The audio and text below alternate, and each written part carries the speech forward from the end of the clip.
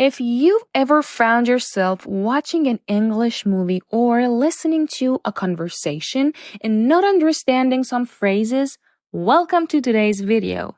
When you're listening to English conversations and don't understand the phrasal verbs, you understand the individual words, but not the overall meaning. So, if you're here to know and learn about phrasal verbs, keep your eyes on the screen and stay focused. This lesson will give you a big wow. I promise speaking fluently will get easier after you've done this video. Let's go. At first, what is a phrasal verb?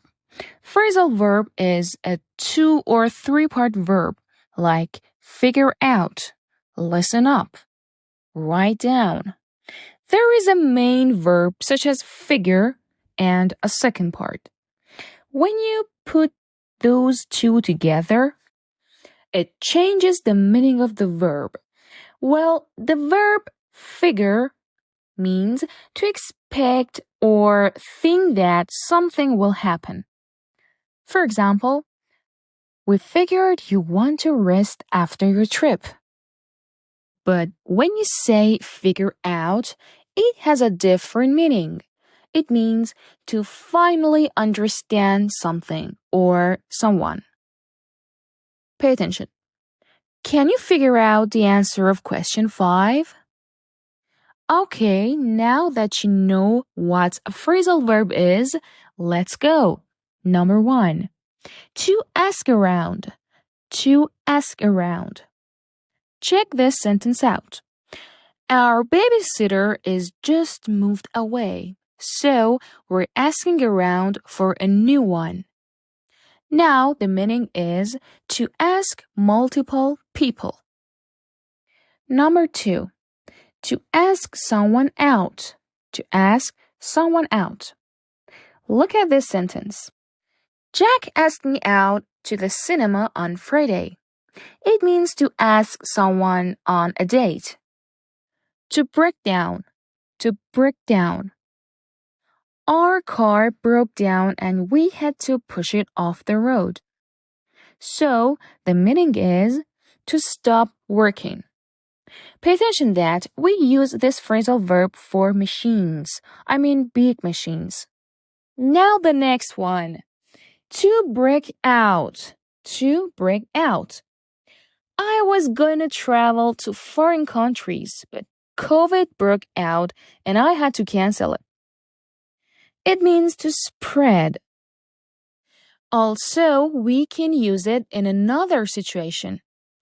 When the news broke out about the war, a lot of people were afraid.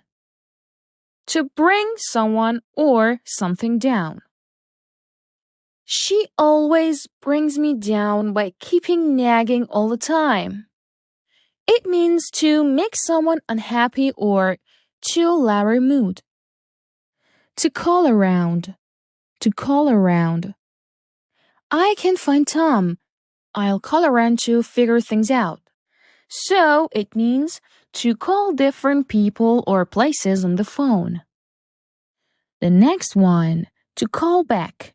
To call back. It means to return a phone call. My boss called and I couldn't pick up. I should call him back. Number 8. To cheer up. To cheer up. What a nice guy. He sent me those flowers to cheer me up. It means to make someone happy. If you remember in that video that I told you about the opposites, we have this phrase with its opposite. Check it and tell me the opposite of this phrase in the comment. The link of this video is in the description. So let's go to the next one. To count on. To count on. To rely on someone or something. She's that type of friend who I'm sure I can count on when I need help. Or, you can count on me. The next one. To cut something out. To cut something out. It means to remove pieces or a part of something. She cut out his pictures from the magazine. To do something over. To do something over. Check this sentence out. The teacher told him to do the project over because this one was bad. It means to repeat something. To do away with something. To do away with something. How could they do away with a beautiful old building like that and put a car park there instead? It means to stop doing something. To dress up. To dress up. I decided to dress up for my birthday party, so I wore a new dress. It means to wear a nicer clothes than usual. The next one. To drop out of. To drop out of. She dropped out of university after 1 year. It means to quit something or program. To fall through. To fall through. The deal fell through when someone made our client a better offer. So, it means to fail or to end up not happening. To get away. To get away. I've been too busy this week. I'm getting away for a skiing holiday on the weekend. So, this phrasal verb means to go on a vacation or leave. To get back. To get back. When we got back to hotel, it was dinner time. So, the meaning is to return. To return. The next one.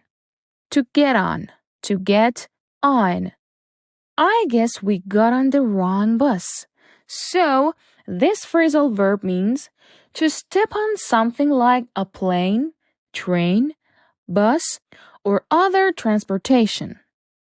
To give back. To give back. You can borrow my book if you promise to give it back. It means to return something.